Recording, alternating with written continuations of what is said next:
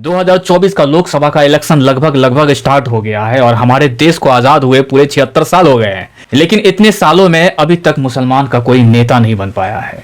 मुसलमान खुद का लीडर नहीं निकाल पाया है। मुसलमान खुद का नेता खड़ा नहीं कर पाया है। मुसलमान सिर्फ और सिर्फ दूसरों के लिए दड़ी बिछाया है और अभी तक अपना कोई कैंडिडेट खड़ा नहीं कर पाया है। बिहार वाले से पूछा जाए कि तुम्हारा चहीता पार्टी कौन सा है तो वो लालू और नीतीश को बताते हैं और इसके बाद कांग्रेस को बताते हैं। बम्बई वाले से पूछा जाए, बम्बई के मुसलमानों से, कि तुम्हारा पसंदीदा पार्टी कौन सा है तो कांग्रेस को बताते हैं। बंगाल वालों से पूछा जाए तुम्हारा पसंदीदा पार्टी कौन सा है तो वो दीदी के बारे में बताती है कि ये मुसलमानों का मसीहा है। और कांग्रेस और दीदी और बॉम्बे में कांग्रेस और कुछ पार्टी है जो और है जो मुसलमानों के ऊपर कब्जा करके बैठी हुई है। और कुछ मुसलमान ये सोचते हैं कि हमारा सबसे अच्छी पार्टी और कोई अच्छा कैंडिडेट है ना तो यही है, कांग्रेस है, दीदी है। और समाजवादी पार्टी यूपी में यही है जो मुसलमानों का चहीता है और मुसलमानों का मसीहा है। मसीहा बोलूं तो गलत नहीं होगा क्योंकि मुसलमानों ने इस तरीके से प्रेजेंट कर दिया है कांग्रेस को कि मुसलमानों का मसीहा कोई है तो कांग्रेस है और बीजेपी मुसलमानों का दुश्मन, खुला हुआ दुश्मन। इस तरीके से लोगों ने प्रेजेंट कर दिया। तो मैं ये चीज जो बोल रहा हूं ना मसीहा, तो कोई इसे गलत ना समझे क्योंकि इस तरीके से प्रेजेंट किया गया है।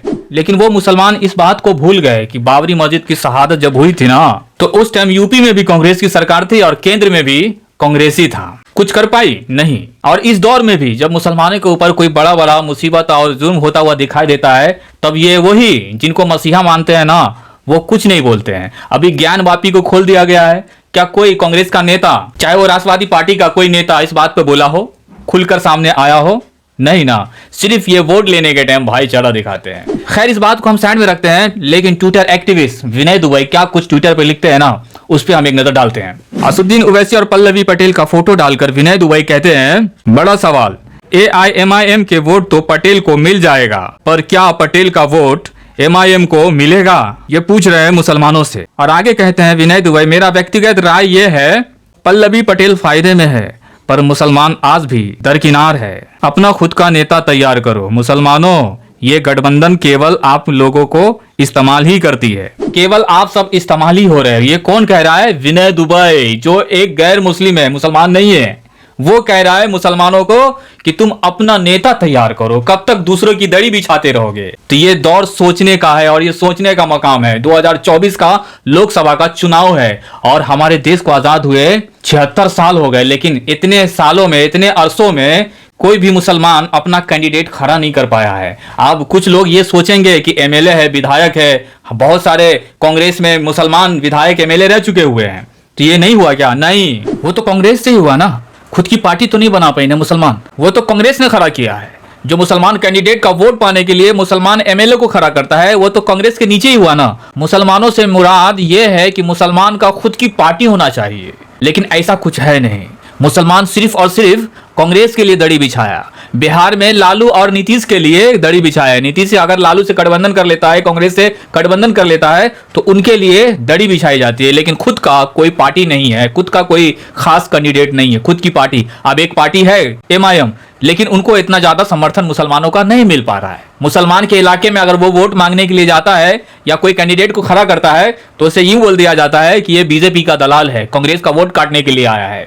इस तरीके का अल्फाज से MIM को नवाजा जाता है। लेकिन जब कोई मुसलमान के ऊपर मुसीबत आता हुआ दिखाएगा ना तो उस टाइम बोलने के लिए आएगा असुद्दीन ओवैसी। और वोट के लिए उनके इलाके में कोई कैंडिडेट को खड़ा करता है ना तो उसे फौरन ये बोल दिया जाता है कि ये बीजेपी का दलाल है। और खुद आंख बंद करके दलाली करो कांग्रेस का। और यही नहीं मेरे दोस्त, प्रशांत किशोर ने भी कुछ महीना पहले ये कह दिया था कि दुनिया का सबसे ज्यादा मुसलमान आबादी वाला देश हिंदुस्तान में 76 साल में मुसलमानों ने अपने लिए कोई कैंडिडेट पैदा नहीं कर पाया है, अपनी खुद की पार्टी नहीं बना पाया है। ये कितने मजलूम है मुसलमान जो 76 साल में खुद की पार्टी नहीं बना पाया है। वो सिर्फ और सिर्फ दूसरों के लिए ही दड़ी बिछाता हुआ नजर आए हैं और अपना दुश्मन बीजेपी को देखता हुआ नजर आया है। इतने सालों में बीजेपी को किसी भी हाल में वोट नहीं देंगे तो सिर्फ और सिर्फ कांग्रेस को। और बिहार में वही लालू और नीतीश है, और यूपी में समाजवादी पार्टी और बंगाल में दीदी। मतलब मुसलमानों का मसीहा ये सब बन के रह गया हुआ है। लेकिन खुद के लिए कैंडिडेट नहीं सोचेंगे, खुद की पार्टी नहीं बनाएंगे और कोई पार्टी है भी ना उसको बीजेपी का दलाल बोल देंगे। ये होता है मुसलमानों का नेता। लेकिन नहीं है ना, बिहार में लोग लालू के लिए दड़ी बिछा रहे हैं मुसलमान, नीतीश अगर गठबंधन में आ जाए तो उनके लिए दड़ी बिछाते हैं, यूपी में अखिलेश के लिए दड़ी बिछाते हैं, और बम्बई में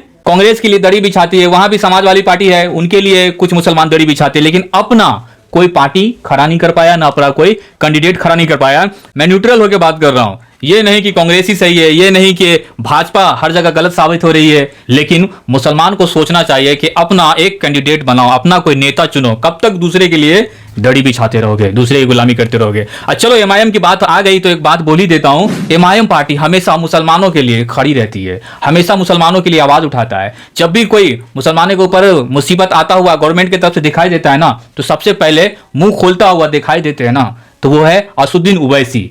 लेकिन जब वो वोट लेने के लिए आएंगे ना आपके मोहल्ले में, आपके इलाके में, तो फौरन उसे मोहल्ले वाले क्या बोल देते हैं, ये बीजेपी का दलाल है, कांग्रेस का वोट काटने के लिए आती है। मतलब उनके पास इतना शौहरत है, इतना दौलत है, उसे क्या जरूरत है वोट मांगने की, उसे क्या जरूरत है नेता में खड़ा होने की, क्या जरूरत है? जिनके पास इतने आलीशान घर है, इतना सारा दौलत है, शौहरत है, और वहां उनके कॉलेजेस है, हैदराबाद में उसका स्कूल है, उनके यहाँ हॉस्पिटल है, इतनी जगह से उनको रेवेन्यू आती है, उसको क्या जरूरत है कि मुसलमानों के मोहल्ले में जाकर मुसलमानों का वोट मांगे? उनको क्या जरूरत है? क्या जरूरत है उनको पॉलिटिशियन में आने का? कुछ ना कुछ खास जरूरत है मुसलमानों के लिए, वो आवाज उठाना चाहते हैं आने वाली पीढ़ी के लिए, वो फाइट कर रहे, लड़ाई कर रहे हैं कि आने वाला पीढ़ी किसी का गुलाम बन के न रह जाए। मुसलमान सिर्फ और सिर्फ यूज हो रहे हैं, मुसलमान अपना कोई कैंडिडेट खड़ा नहीं कर पा रहे हैं। सीएए का कानून आया, एनआरसी का कानून आया, इन पे सबसे पहले आवाज उठाने वाला कौन? असुद्दीन ओवैसी। पार्लियामेंट में बिल फाड़ने वाला कौन? असुद्दीन ओवैसी। जिसको आप मसीहा मानते हो, वो क्या इस मामले में इतना कड़ेपन से दिखाई दिया है, इतना जोश और खरूश से सामने वाली पार्टी का विरोध करता हुआ दिखाई दिया है ये कानून गलत है? नहीं दिखाई देंगे। ये सिर्फ और सिर्फ वोट के टाइम पे बोलेंगे, भाईचारा निभाने आएंगे कि हम ही है सबसे बेहतर तुम्हारे लिए। और मुसलमान भी सोचते कि है हाँ हमारा सबसे बेहतर है तो कांग्रेस ही है, समाजवादी पार्टी है, और बिहार में लालू है, और बाकी कांग्रेस तो है ही है।